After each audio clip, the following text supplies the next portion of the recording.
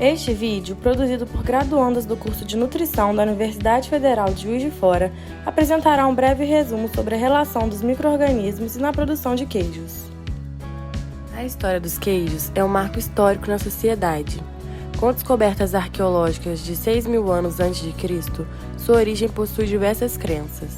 Sabe-se que os primeiros agricultores neolíticos começaram um legado de fabricação de queijo quase tão antigo quanto a própria civilização, visto que a ascensão da agricultura propiciou a domesticação de ovinos e de cabras, dos quais se retirava o leite.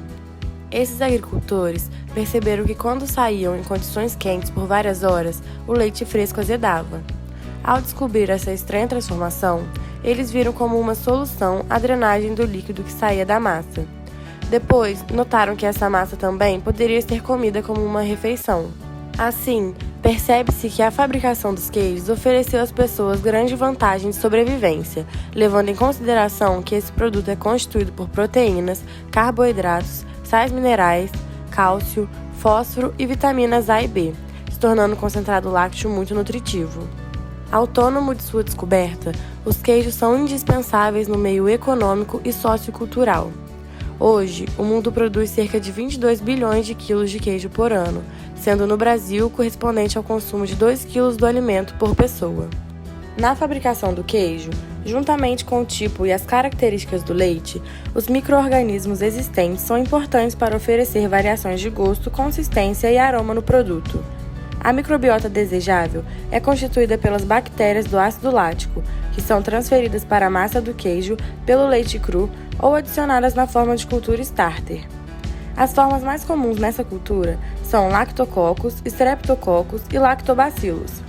Tal flora promove uma série complexa de reações bioquímicas que desenvolve o sabor e a textura do queijo. Sobre o processo de produção de queijos, vale ressaltar que cada um possui características próprias de classificação, em decorrência de variados fatores como tipo de leite, tipos de micro-organismos da coagulação, teor de gordura e tempo de cura. Dessa forma, sua fabricação se dá por alguns processos gerais e outros específicos. Nessa perspectiva, as etapas gerais do processo do queijo serão descritas. Inicialmente, realiza-se a ordenha manual ou mecânica do leite, que, em sua forma crua, é submetida a uma filtragem. Com isso, as bactérias presentes de forma espontânea no leite realizam o processo de fermentação lática.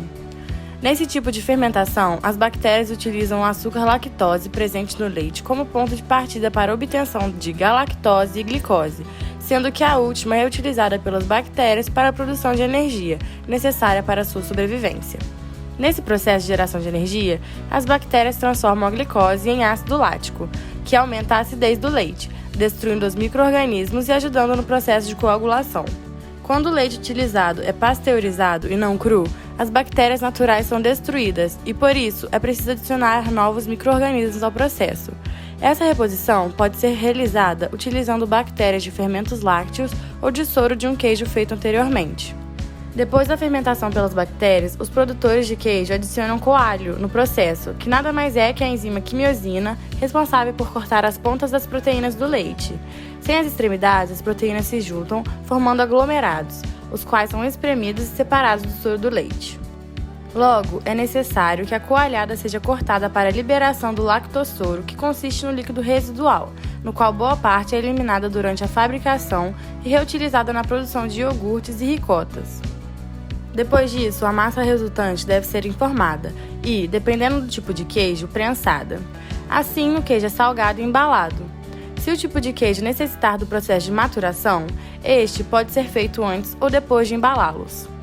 Na maturação dos queijos, existem duas reações essenciais para a caracterização do aroma, da cor, do sabor e da textura do produto final. A primeira é a lipólise.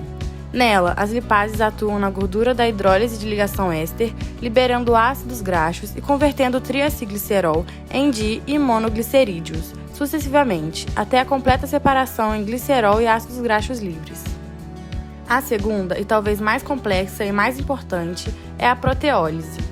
Essa atividade é influenciada pelo sistema de proteinases e peptidases do coagulante residual das enzimas endógenas do leite, das bactérias do fermento lácteo, das culturas lácticas secundárias, além da razão sal sobre umidade e das variações de temperatura e de pH durante o processo de maturação.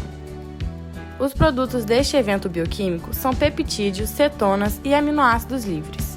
Com isso, formou-se uma variedade de componentes, dos quais citam-se ácidos graxos, metilcetonas, lactonas, ésteres de lipídios, ácidos orgânicos, dióxido de carbono e álcool de lactose, que são responsáveis pela definição do tipo de queijo. Vale ressaltar ainda que alguns queijos são fabricados com micro-organismos específicos, ficando famosos pela sua diferenciação.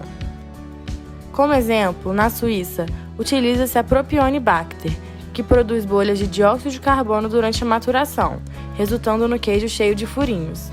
Eventualmente, esta sofisticada ferramenta de fabricação de queijos se espalhou pelo mundo, dando lugar a uma variedade de queijos novos e mais duros com adição de sabores locais.